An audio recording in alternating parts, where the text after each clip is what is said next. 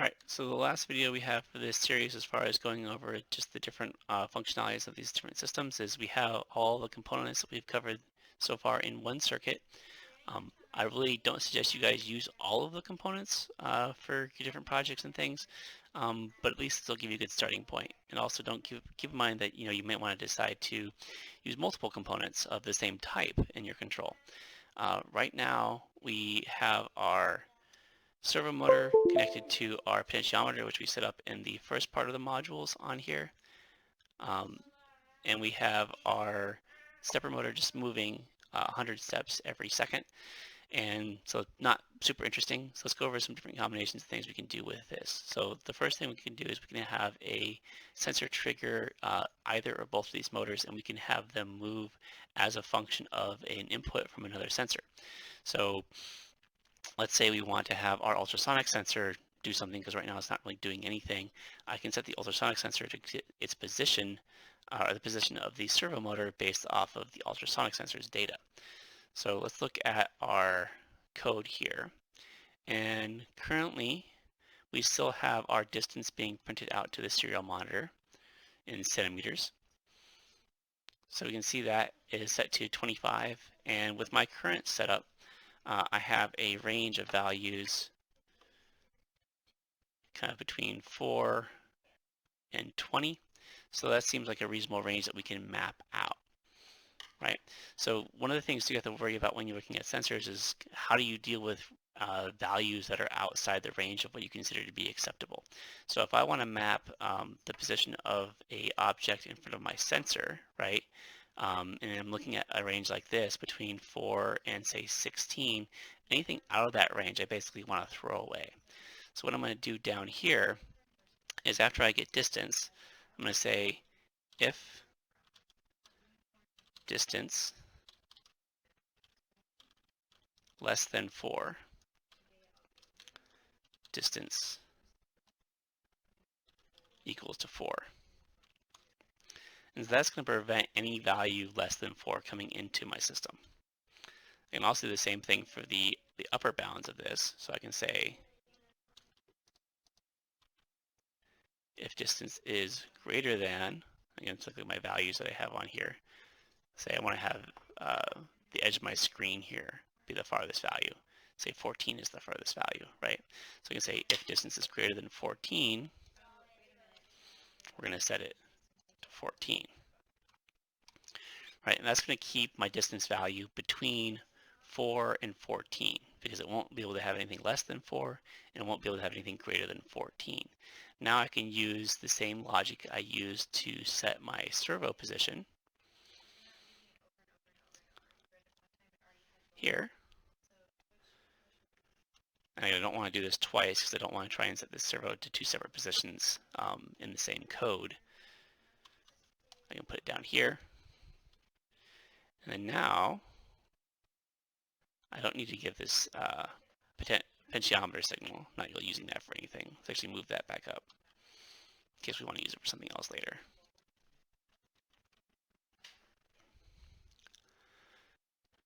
So here I have my angle, right, which I'm going to get using a mapping. And here I'm going to use my distance instead of a potentiometer position, where the minimum is 4 and the maximum is 14. Again, we're mapping that out into our 0 to 184, and then we're writing the angle out based off of that. So again, now we're using our ultrasonic sensor to set the position of the servo motor.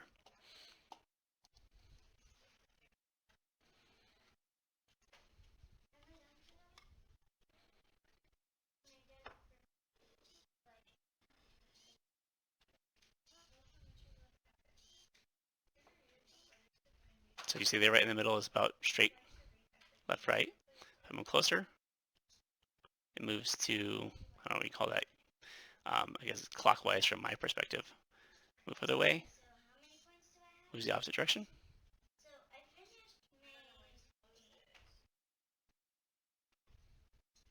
Again, there's a sensitivity as to how kind of fast it is, and there's a little bit of a delay. But you can see that I'm now mapping the ultrasonic sensor data to my potentiometer. And that's one of the things you could use, right?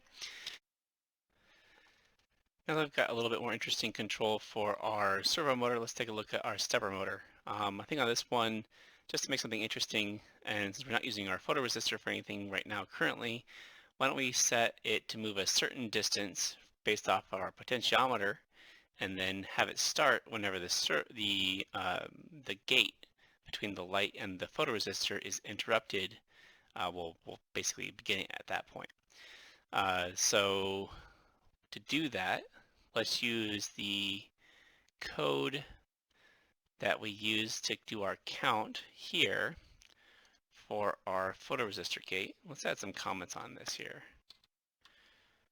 When the photoresistor gate is interrupted.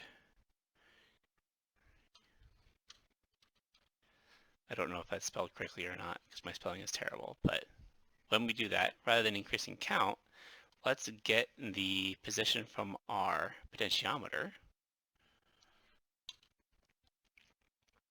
which varies between a 0 and 1,000, if you remember correctly.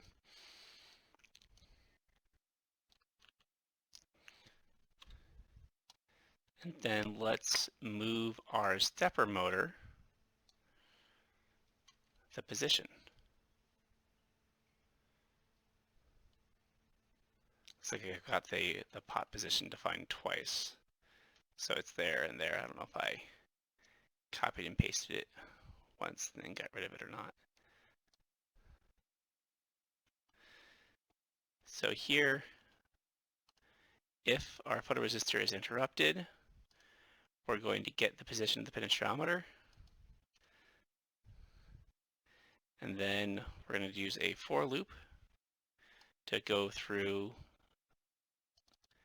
from 0 to less than the current potentiometer position. And that's going to go from 0 to 1,000, so that's probably fine. And we're going to move that number of steps. And that looks like that should work.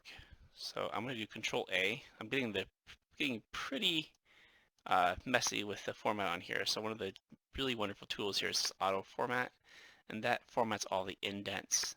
So that way all of the stuff that's inside of an if or a for is indented the appropriate number of times, so you can check and make sure that your curly brackets here are balanced appropriately, which is something that's kind of important to keep track of.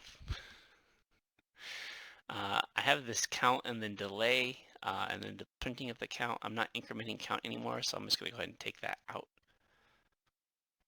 Again, this only interrupts when I have that going through here. Also, I've gotten to the point where this is getting pretty complicated. Let's go ahead and take out all the code that we don't need. Let's save it first, though.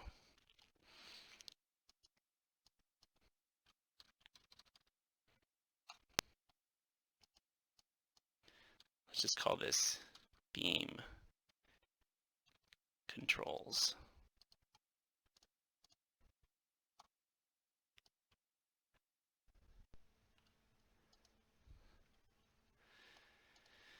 So I have my brightness thing here, which I'm using for my photoresensor. The LED is always on. I'm reading the brightness using the photoresistor. That was just printing that out. Again, not really using that anymore. I'm using the photo gate here to determine how to behave or how to move the stepper motor. I have my code to calculate the distance to the ultrasonic sensor. I'm using that to set the position of my servo. It looks like the only thing I'm not using at this point is the button, which is okay. So let's try plugging this in and uploading it and seeing if it works. Again, I haven't tried compiling this, so there may still be errors in here.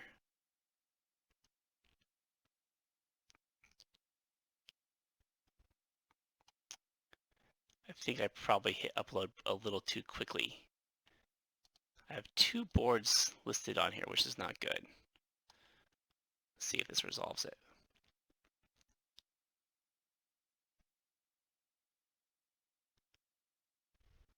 Still running the old one, which is why it's doing that 100-step move every time.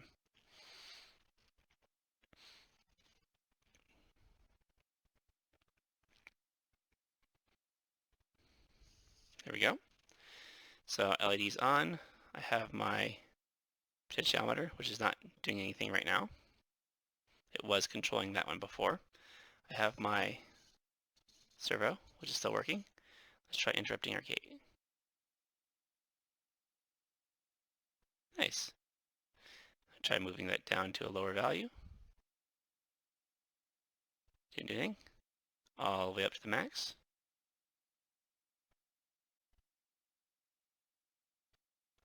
I just don't need to leave that in there. I can just do a quick little, it still will go. Now it's not going to be able to update the position here while that's going.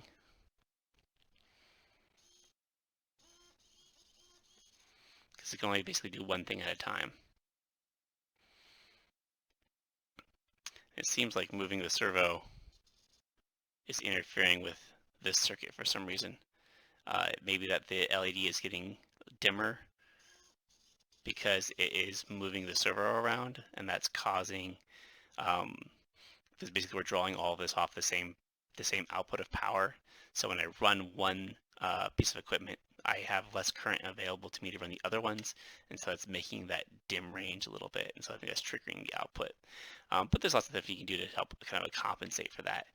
For one, this LED is not facing my photoresistor, so a lot of that light is kind of ambient, so we could make that lined up a little bit better.